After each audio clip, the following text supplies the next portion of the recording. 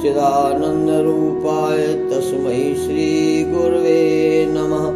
रमैया राम नमो नमः। साहेब बंदगी। समस्त उपस्थित शक्तिजन सभी संतों को कोटि कोटि नमन। गुरुदेव के चरणों में भी कोटि कोटि नमन बंदन। सत साहिब जी, सत साहिब जी। अपने जीवन में खाया पिया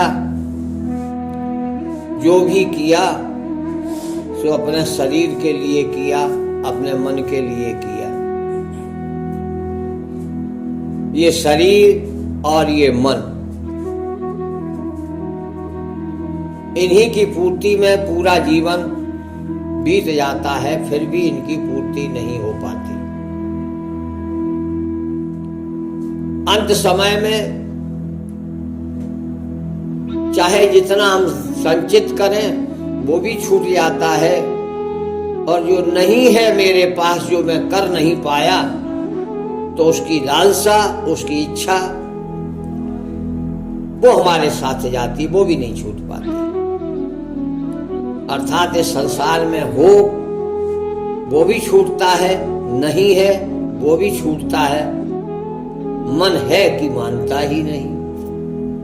ये मन ऐसा है कि इसने जीव को नाना प्रकार के प्रलोभन देकर अपने बंधन में बना लिया है। अब जागने का समय है, हम सोते ही रहते हैं। सामाजिक दृष्टिकोण में 6 घंटे की नींद, 7 घंटे की नींद, फिर हम जग करके काम करते हैं, इसी को मानते हैं हम जाग गए। लेकिन शास्त्र वेदों में ऐसा नहीं है। संत लोग इसे जागना नहीं कहते। ये तो जीव मात्र सोता है, खाता है, पीता है, काम करता है, सोता भी है। हर जीव सोता है, आराम चाहता है। संतों का जागना अलग जागना है। जानिए तबहि जीव जग जागा, जानिए तबहि जीव जग जागा, जब सब विषय विलास विरागा। इस सोने जागने को जागना नहीं कहते हैं, वो कहते हैं जागा हुआ व्यक्ति तब है जब उसे अपने भूलों के प्रति पश्चाताप हो जाए, उसे अपनी भूलें पता चल जाए कि मैं कहाँ फंसा, किस भूल में फंसा। काम, क्रोध, मद, लोभ, ईर्ष्या, द्वेष, ये सब भूल ही तो है। और इन्हीं भूल भुलैयों में हम जीवन भर भटकते, अनेक प्रकार की योनियों में जाते हैं, कष्ट भोगते हैं, फिर भी इनसे मुक्त नहीं हो पाते।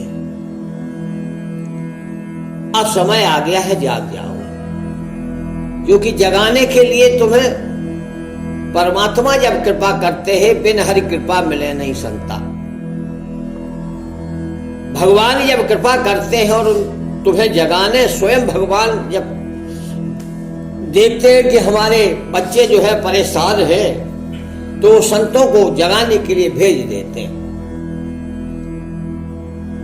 तो आज वैज्ञानिक समय है, यंत्रों का समय है, इसीलिए इसको कलयुग माने कला का समय है। और कला माने यंत्रों के माध्यम से संतों की वाणी जो है आपके घर तक पहुंचती है। माने आप इतने कमजोर, इतने निर्बल हो गए हो कि आप अपने आप उठ भी नहीं सकते, अपने आप जग नहीं सकते, अपने आप कोई काम नहीं कर सकते, इतने आप निर्बल हो गए। और आपने सुना होगा कि निर्बल के बल, यानी आप भले ही कहो कि हमारे पास बहुत पैसा है, हमारे पास अभी बहुत शक्ति है, हमारे पास अभी इतना पद है कि हम किसी को भी नीचा दिखा दें, लेकिन परमात्मा समझता है कि ये होदा वोदा तुम्हारा काम आने वाला नहीं। तुम इतने निर्बल हो कि तुम जानते ही नहीं कि मेरा कल्याण कहाँ है। तो आज भगवान कृपा करके निर्बल के बलराम, आज राम स्वयं जो है अपनी कृपा करके और संतों को भेज रहे हैं। तो संतों ने आकर के यंत्र के माध्यम से आपके घर घर तक वाणी पहुंच जाए, उसके बाद भी मूर्ख हृदय न चेत। अगर आप मूर्ख हैं तो आप चेत नहीं सकते, आप जग नहीं सकते। सोने वाले को तो जगाया जा सकता है, लेकिन जागा हुआ है उस व्यक्ति को हम कैसे जगाएं?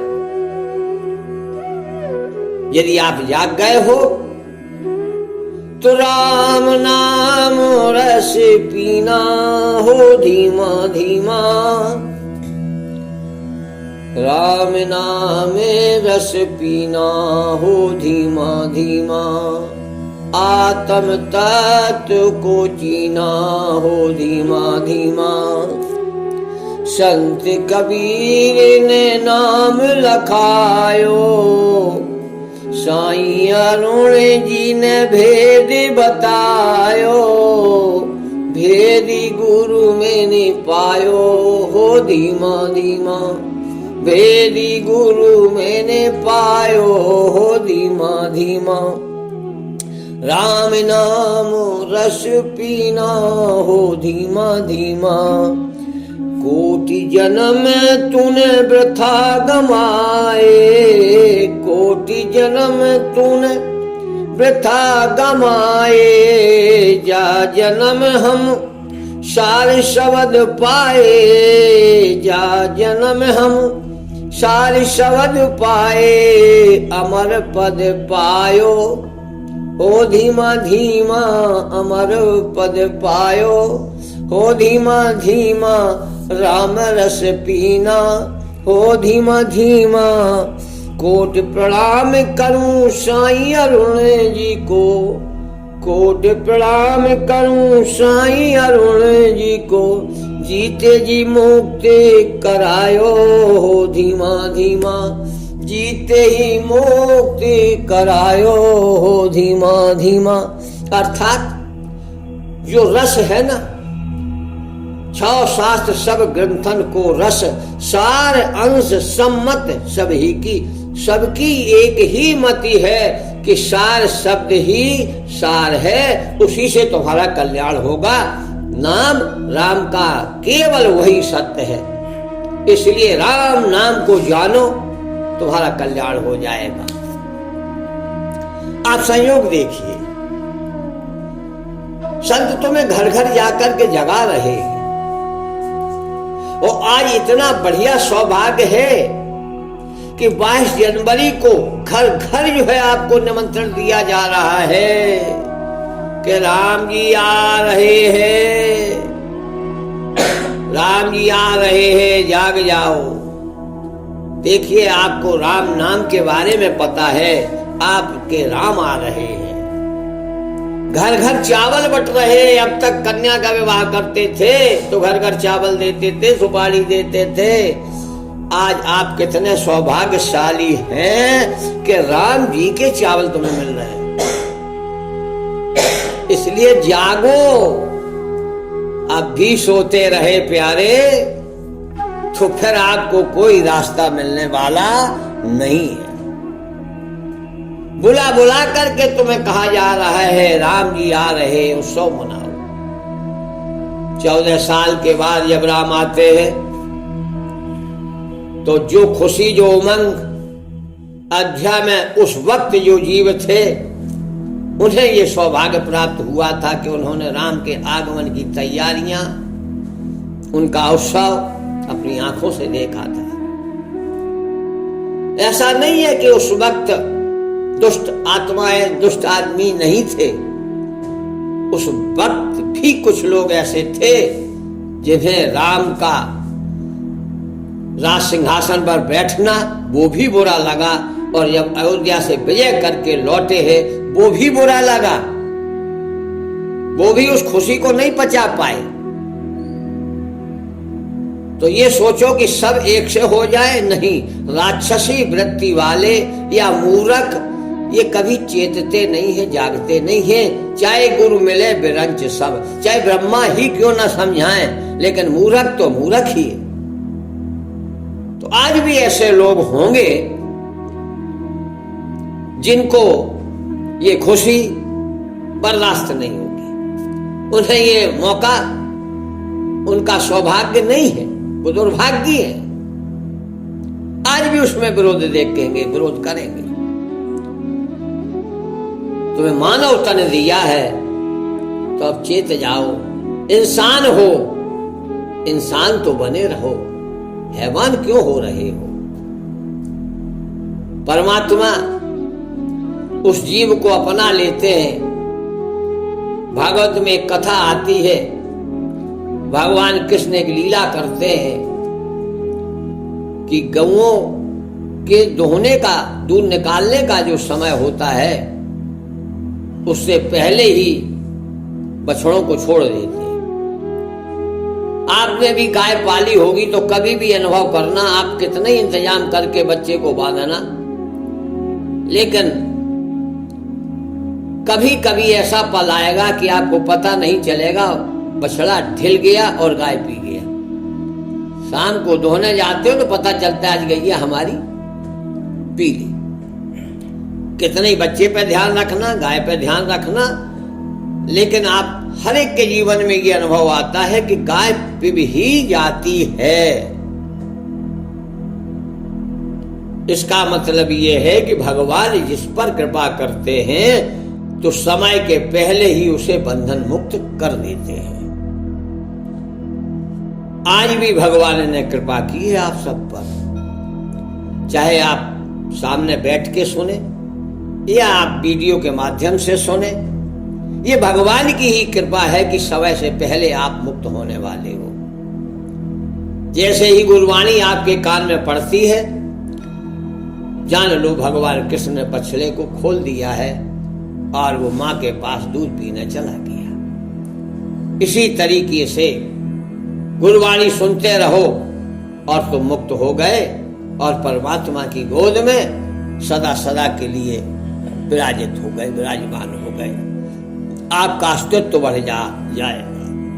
इसलिए मैं कह रहा हूं, वो सौभाग्य है, साकार रूप में भी भगवान आ रहे हैं, निराकार में भी आपको समझाया जा रहा है और तत्व रूप से भी आपको समझाया जा रहा है। भगवान कृष्ण कहते हैं कि जो मुझे शरीर से मानता है वो साधारण भक्त है, जो मेरी साकार भक्ति करता है सगुणोपासक मोक्ष न ले, वो साकार भक्ति वाला मोक्ष कार्यकारी नहीं होता है। तो उस फिर क्या करें, तो गीता में ही भगवान कृष्ण समझाते हैं कि जो मुझे, हे अर्जुन, जो मुझे तत्व से जानता है वही मेरा असली भक्त है। तो तत्व रूप में ही राम सार नाम है। राम सार शब्द कहो, सार नाम कहो, सत्य नाम कहो, राम नाम सत्य है ये कहो, या रसायन का रस कहो, जो भी आपको अच्छा लगे कहो, जो भी संबंध। अब बात क्या है, परमात्मा से तुम्हारा संबंध क्या है? तो वास्तविक तत्व रूप से तो संबंध यही है कि हम उसके अंश हैं, हम आत्मा हैं और वो परमात्मा है, दोनों ही एक से हैं। बाप और बेटे में कोई भेद नहीं, बस वो परम है, हम परम नहीं है। वो सर्वव्यापक है, हम अल्प व्यापक हैं। हम सर्वव्यापक नहीं हो सकते, आत्मा सर्वव्यापक नहीं हो सकती। परमात्मा सर्वव्यापक है, आत्मा मात्र व्यापक है शरीर तक। संपूर्ण शरीर में आत्मा व्यापक है। आत्मा सर्वव्यापक होती तो हमें पता चलता इस घर में क्या हो रहा है, उस घर में क्या हो रहा है। अर्थात ऐसा नहीं है, हम अपने ही घर के बारे में नहीं जान सकते। इसलिए आत्मा शरीर व्यापक है, सर्वव्यापक तो परमात्मा है। कण कण में तो परमात्मा है, आत्मा कण कण में नहीं, परमात्मा की चेतनता कण कण में व्याप्त है। सूर्य सब जगह व्याप्त नहीं है, सूर्य की रोशनी हर जगह व्याप्त है। सूर्य आपके कमरे में थोड़ी आ सकता, सूर्य तो एक जगह स्थिर है, लेकिन उसकी धूप जो है वो आपके कमरे तक आती है। इसी तरीके से परमात्मा की जो शक्ति है वो कण कण में व्याप्त है, बिना उस शक्ति के एक पत्ता भी हिलता नहीं। इसलिए लिखा गया है, पत्ता भी हिलता नहीं, खिले ना एको फूल। भगवान की बिना कृपा के न तो फूल खिल सकते हैं और न कुछ काम हो सकता है। इसलिए आप सबसे निवेदन है कि जिस घट प्रेम न संचरे, जिस घट प्रेम न प्रीत रस, जिस घट प्रेम न प्रीत रस, मुख रसना नहीं राम। ते नर इस संसार में पैदा हुए बेकाम। जिनके अंदर परमात्मा के प्रति स्नेह नहीं है, भगवान के प्रति भाव नहीं है, वो ऐसे लोगों का संसार में पैदा होना बिल्कुल बांस के समान है, बांस के समान निष्ठुर। ये सत्ता छोड़ो और जागो, परमात्मा की ओर चलो और इंसान से इंसानियत अपने पास रखो। जिसके अंदर इंसानियत है, जिसका ईमान सही है, उसकी रक्षा तो प्रकृति भी करती है। इसलिए इंसान हो तो अपने ईमान को संभालो। जिसका ईमान सही है तो उसके लिए प्रकृति सहायक है, और जिसका ईमान सही नहीं है वो तो उसकी नैया तो भगवान ही जाने। रमैया राम नमो नमः। सच्चा है बंदगी, सच्चा है बंदगी।